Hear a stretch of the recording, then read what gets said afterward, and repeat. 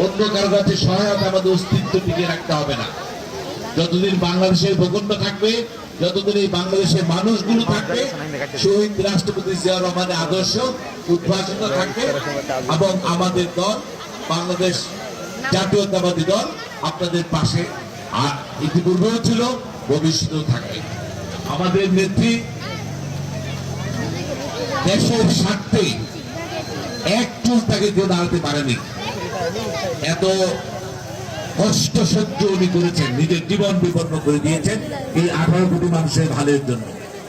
উনি অনেক আগে 2008 নির্বাচনে আগে একটা স্লোগান দিয়েছিলেন। সেই স্লোগানের মর্মার্থ আমরা অনেকে তখন বুঝি নাই, দেশ বাঁচাও মানুষ বাঁচাও। উনার যে স্লোগানের মর্মার্থ যদি আমরা তখন বুঝতাম, তাহলে এই 17 বছর ফেসিবাদের চাপাগুলো আমাদেরকে পৃষ্ঠ হতে হতো না। সুতরাং আমার এখন সংস্কারের কথা বলে আমার নেতা তারেক রহমান সাহেব আরো 2 বছর আগে সেই সংস্কারের প্রস্তাব দিয়েছে। আমি যেটা বলতে চাচ্ছি, আমাদের দল বাংলাদেশ জাতীয়তাবাদী দল এটা ভবিষ্যৎমুখী দল।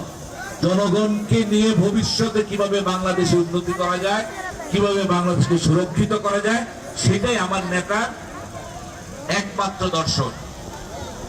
আমি আশা করব সামনে ইলেকশন আসবে, যখন ধানের শীষে আমরা ঐক্যবদ্ধ থাকবো, কোনোভাবে নিজেদের মধ্যে বিভক্তি আমরা সৃষ্টি করিব না। নাম দিলেও অনেক বসন্তের কুকিল ডাইনাভাবে ঘোরাফেরা করতেছে, সাবধানে থাকবেন। দলের মধ্যে যাতে কোনো ধরনের বিভ্রান্তি সৃষ্টি করতে না পারে, নিজেদের মধ্যে ভুল বুঝাবুঝি সৃষ্টি করতে কেউ না পারে। আমরা ঐক্যবদ্ধ ছিলাম ইতিপূর্বে, ভবিষ্যতেও থাকবো এবং আমাদের যে কাঙ্ক্ষিত লক্ষ্য সেটা আমরা যে কোনো মূল্যে অর্জন করব। বড় ব্যাপার আমাদেরকে বুঝাইতে হবে, যদি জাতীয়তাবাদী দল ক্ষমতায় আসে, আপনার স্বাস্থ্য ব্যবস্থা নিশ্চিত হবে, আপনার বাচ্চার শিক্ষা ব্যবস্থা নিশ্চিত হবে, আপনার সামাজিক নিরাপত্তা নিশ্চিত হবে, আপনার পারিবারিক নিরাপত্তা নিশ্চিত হবে। আপনি সুন্দর এবং সুস্থ একটা জীবনযাপনের জন্য যে সমাজ ব্যবস্থাটা তৈরি করা দরকার, বাংলাদেশ জাতীয়তাবাদী দল সেটা নিশ্চিত করবে। আপনাকে ফ্যামিলি কার্ড দিবে, আপনাকে ফার্মার্স কার্ড দিবে, আপনাকে হেলথ কার্ড দিবে। এই সব কার্ডের মাধ্যমে আমাদের যারা পিছিয়ে পড়া জনগোষ্ঠী আছে তাদেরকে আমরা মূল সুদে এনে আমরা একটা সাম্যের এবং সহমর্মিতা এবং সমাজ গ্রহণযোগ্য একটা সমাজ ব্যবস্থার দিকে বাংলাদেশকে যাতে নিয়ে যেতে পারে, সেটাই আমার নেতা তারেক রহমান সাহেবের একমাত্র লক্ষ্য। আমরা সেই লক্ষ্যে অবিচল থাকবো, সেই লক্ষ্যে আমরা একাগ্র থাকবো এবং আমি আশা করি আমরা সবাই আমাদের যে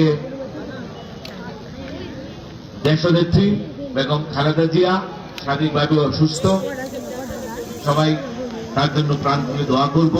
আমাদের ভারপ্রাপ্ত চেয়ারম্যান উনিও সুস্থ, ওনার মুক্তির জন্য আমরা দোয়া করব এবং আল্লাহ যেন খুব শীঘ্রই ওনাকে বাংলাদেশে সুস্থ সবলভাবে নিয়ে এসে আমাদেরকে সামনে থেকে নেতৃত্ব দিতে পারে, সেই কামনা করে আমি আমার বক্তব্য শেষ করছি।